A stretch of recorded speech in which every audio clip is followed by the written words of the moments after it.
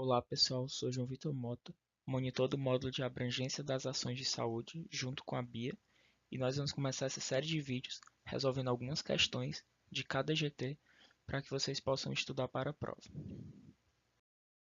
Bom, antes de começar a resolver as questões, eu acho interessante a gente frisar alguns conceitos dados nesse primeiro GT para que fique mais fácil de entender a resolução das questões. O primeiro conceito é o conceito de sensibilidade. Esse conceito ele nos diz a capacidade de detectar os verdadeiros positivos dentro de um teste. O que isso significa? Ele vai me dizer qual a probabilidade do teste ser positivo na presença da doença. Então, como é que eu vou calcular essa sensibilidade? Eu vou pegar os meus verdadeiros positivos, que são aqueles meus pacientes que realmente têm a doença e o teste deu positivo, dividido pela soma de todos os meus doentes, que são aqueles que têm a doença e o teste deu positivo, mais aqueles que têm a doença e o teste deu negativo, que são os falsos negativos. A especificidade vai ser a capacidade de detectar os verdadeiramente negativos. Então, o meu universo de pesquisa, para calcular a especificidade, vão ser todos os meus pacientes saudáveis. Então, vão ser os verdadeiramente negativos, que são aqueles que o teste deu negativo e eles realmente não têm a doença, dividido pelos verdadeiramente negativos, mais os falsos positivos, que são aqueles saudáveis em que o teste deu positivo. Ele vai me dizer a probabilidade do teste ser negativo na ausência da doença. E quando utilizar a sensibilidade ou especificidade? A sensibilidade ela vai ser utilizada como um teste de triagem, naquelas doenças em que é prejudicial ao paciente que ele saia do seu consultório ou faça aquele teste e na presença da doença e não tenha o tratamento. Então é muito importante que nesse teste de sensibilidade não se deixe passar nenhuma pessoa doente como se ela fosse saudável. Já na especificidade, ela vai ser utilizada como um teste de diagnóstico na maioria das vezes e vai ser utilizada naqueles tipos de doença onde o tratamento é muito invasivo ou muito caro ou vai trazer muitos prejuízos ao paciente. Então, na especificidade, é muito, é, é muito difícil que você tenha um paciente que ele é doente, que ele é saudável, desculpa, e que você diga que ele é doente. Já o valor preditivo positivo vai ser a probabilidade de ter a doença, levando em consideração que o seu teste foi positivo. Então, nesse caso, nós vamos levar em consideração que o nosso universo de pesquisa vão ser todos os testes positivos. Então, a fórmula do valor preditivo positivo vai ser os verdadeiros positivos dividido pelos verdadeiros positivos mais os falsos positivos. Veja que dentro da fórmula eu só utilizei valores positivos, porque esse é o universo da minha pesquisa. Já o valor preditivo negativo vai ser a probabilidade de ser saudável com o teste negativo. Então, vão ser os meus verdadeiros negativos divididos pelos meus verdadeiros negativos mais meus falsos negativos, ou seja, os verdadeiros negativos dividido pelo total de testes negativos. E a minha acurácia vai ser a proporção de acertos do meu teste em geral. Então, eu vou pegar todos os meus testes que foram verdadeiros dividido pelo total de pessoas que foram submetidas àquele teste. No caso, são os meus verdadeiros positivos e os meus verdadeiros negativos, ou seja, as pessoas que têm a doença e o teste deu positivo, e as pessoas que não têm a doença e o teste deu negativo, dividido pelo total, certo? Bom, a primeira questão. A capacidade do teste avaliado em descartar as pessoas sadias da amostra quando o resultado do mesmo for negativo, descreve. Bom, essa questão ele está me perguntando a capacidade do teste em descartar as pessoas sadias da amostra quando o resultado do mesmo for negativo. Nós temos aqui o item A dizendo que é a sensibilidade, o item B dizendo que é a acurácia, o item C é valor preditivo positivo e o item D é a especificidade. A gente já pode descartar o item B, porque como a gente acabou de ver, o item B quer dizer, ele me diz que são testes, sempre são testes, ele quer ver a proporção de acertos em um teste. Então ele vai pegar os verdadeiros positivos e os verdadeiros negativos. Ele não quer descartar as pessoas sadias do teste, elas estariam incluídas dentro dos verdadeiros negativos. O valor preditivo positivo também pode ser excluído porque ele diz respeito a todas as pessoas que tiveram o teste positivo.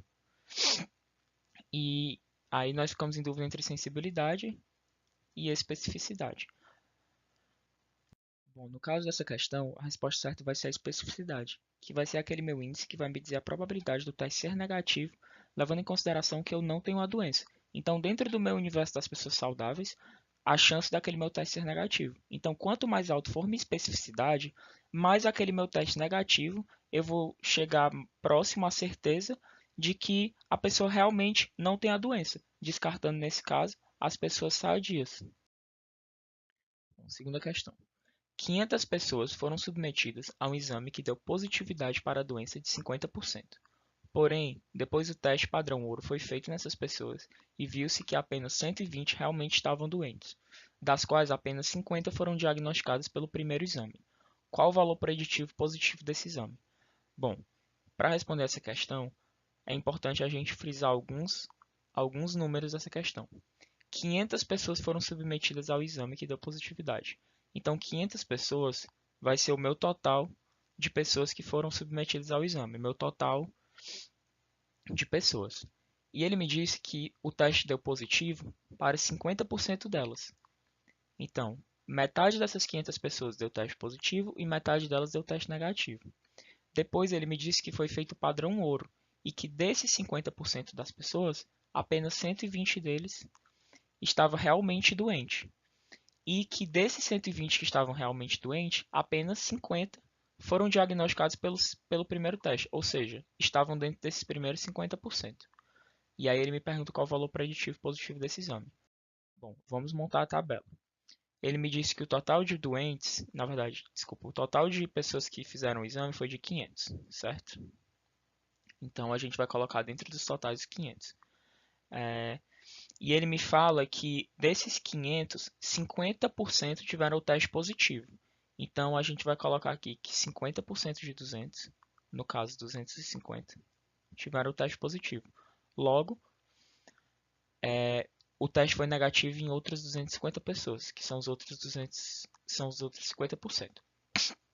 E ele também me fala que depois foi feito o teste padrão ouro e viu que 120 pessoas estavam doentes. Então, o total de doentes, segundo o teste padrão ouro, vai ser de 120 pessoas.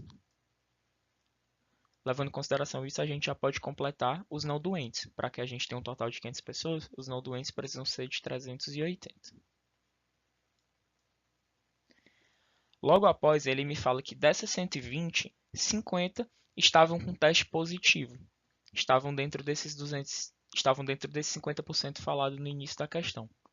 Então, 50 tiveram teste positivo e realmente estavam doentes. Logo, nós tivemos 70 pessoas que estavam doentes, mas tiveram o teste negativo. E para completar aqui, para que nós tenhamos o total de testes negativos, que é de 250, nós precisamos somar os doentes e os não doentes. Logo, os não doentes são de 180, para que possa dar esses 250. E dos testes positivos para somar 250, os não doentes precisam ser 200. Pronto, agora que nós temos nossa tabela montada, nós podemos calcular o nosso valor preditivo positivo. O nosso valor preditivo positivo, como eu falei anteriormente, vai ser o nosso verdadeiro positivo dividido pelo verdadeiro positivo mais o falso positivo, que é esse. Ou seja, vai ser o meu verdadeiro positivo dividido pelo meu total de positivos. 50 dividido por 250. Esse valor vai dar 0,2 ou 20%.